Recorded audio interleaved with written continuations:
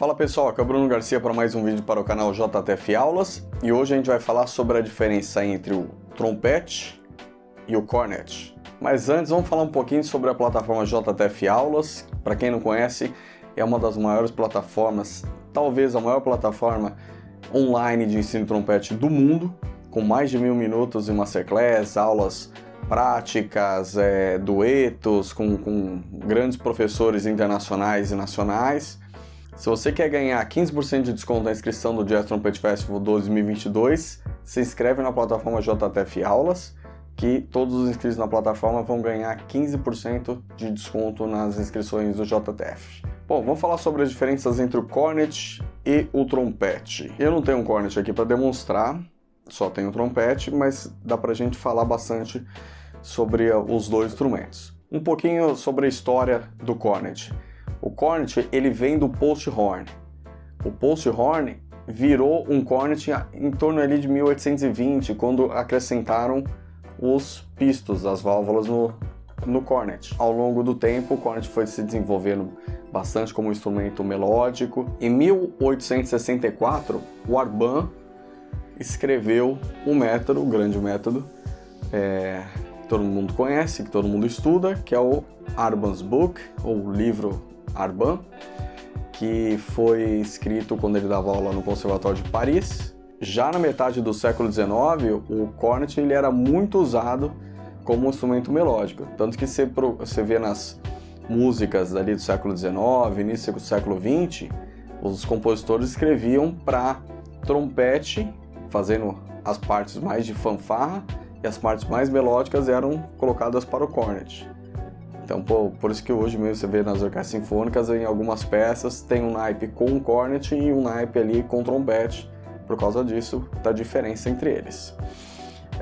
Uma outra coisa, ao longo do tempo, o cornet acabou sendo deixado um pouquinho de lado, e o trompete acabou assumindo esse papel aí de protagonista.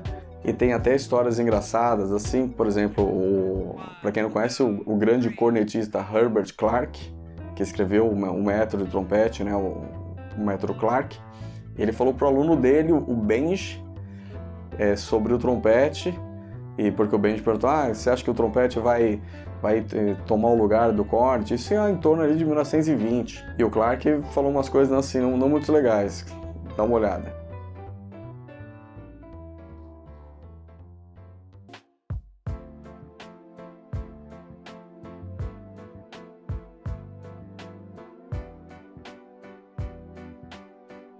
As principais diferenças entre o cornet e o trompete.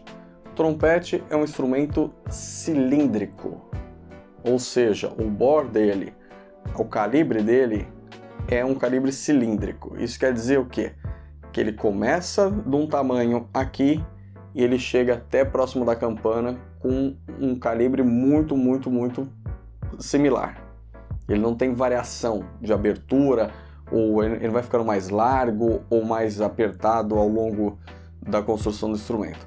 Já o cornet é um instrumento cônico, então ele começa de um tamanho menor aqui no lead pipe e ele chega próximo da campana com uma abertura maior. Então ao longo da extensão do tubo ele vai abrindo, abrindo, abrindo, abrindo. Isso também influencia no som, por isso que o som do cornet ele é mais quente, mais aveludado, e o som do trompete ele é um som um pouco mais direto, com um pouco mais de brilho do que o cornet. Uma outra coisa também tem a ver com o bocal. O bocal de trompete ele é mais longo que o bocal de cornet.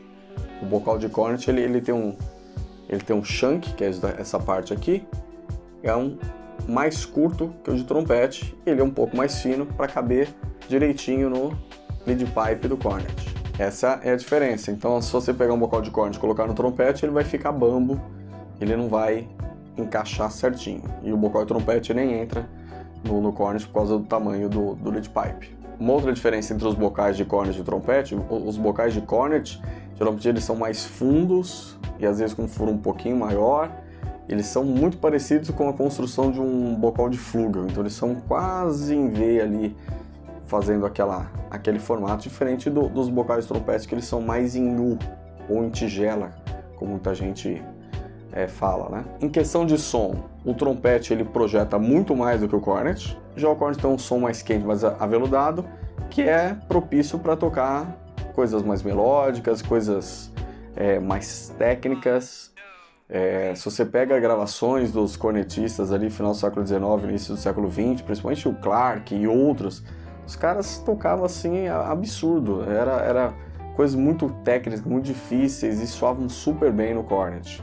Então era uma outra forma de tocar, um pouco diferente do trompete, apesar deles serem bem parecidos na forma de tocar. Eles são basicamente a mesma forma de tocar, mesma técnica, mesmo jeito de soprar e tudo, só que eles não são, por não serem instrumentos iguais, eles têm uma forma um pouquinho diferente de tocar, igual um trompete para um flúgel. O cornet seria quase um meio termo entre o trompete e o flúgel.